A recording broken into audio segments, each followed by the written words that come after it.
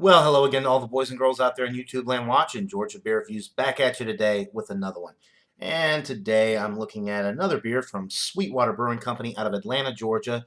This is the 420 strain Mango Kush Wheat Ale. Now, I did have the 420 G13 strain, which I thought was excellent for the style. Very dank, very resinous. Believe it's kind of like a hemp beer, although it was naturally flavored. It didn't say that it actually had hemp in it.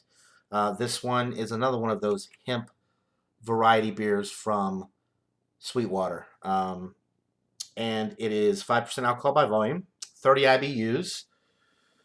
Looking at the website here, the malt bill, you have Pilsner, wheat, white wheat, and flaked wheat. And the hops that they use are Nugget Zilla, which I've never heard of, and El Dorado.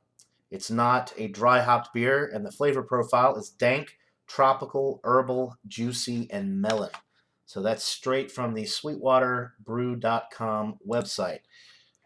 Okay, so let's go ahead and get into this thing. The regular G13 was 45 IBUs. This one's only 30, so it's not going to be quite as bitter. And with the mango flavors in there, should be a little bit sweeter as well. As soon as I popped the top, I smelt just a very dank, resinous note, much like marijuana. I mean, that's what it smells like. It smells like weed.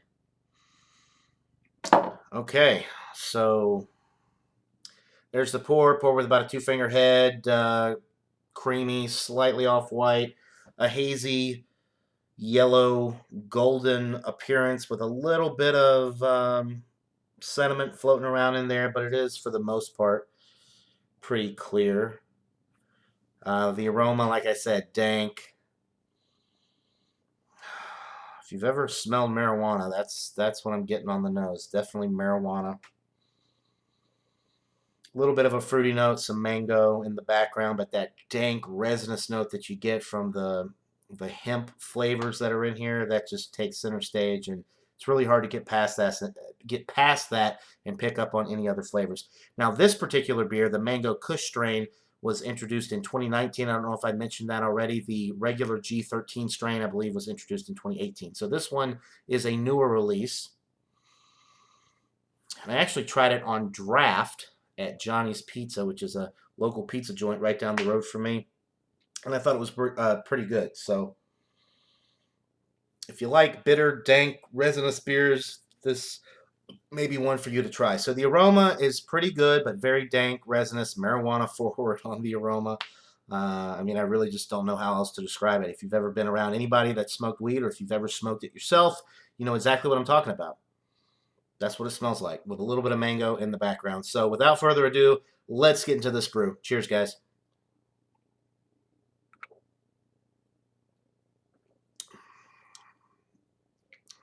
All right.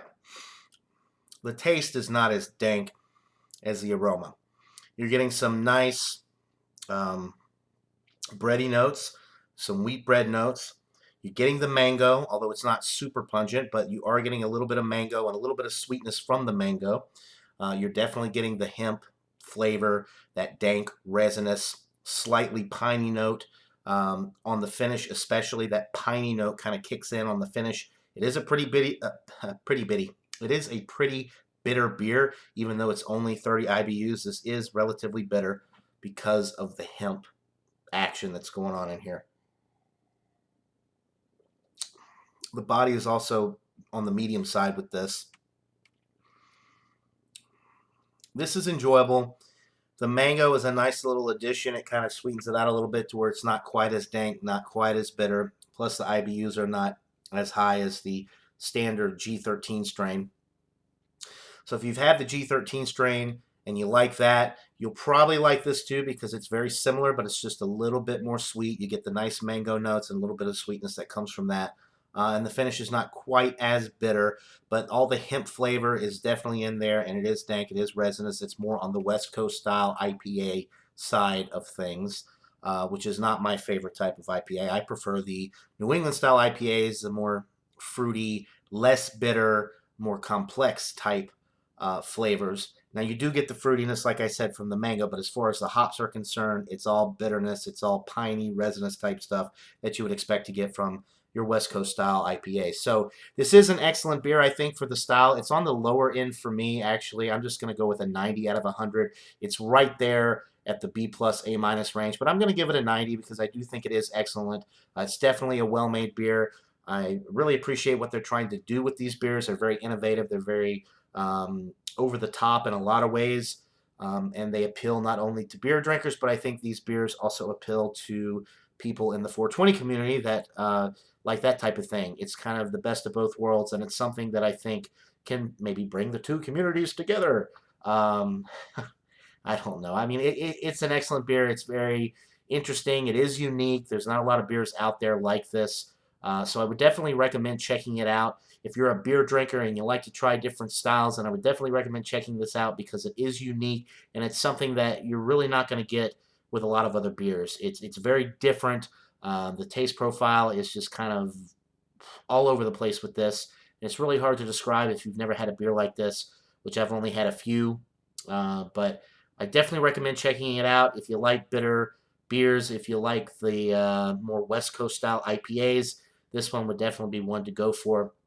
It's definitely a winner. So a 90 out of 100 for the Sweetwater 420 strain Mango Kush Wheat Ale. That'll do it for this beer review, guys. Hope you're all having a great day. And until next time, everybody, cheers.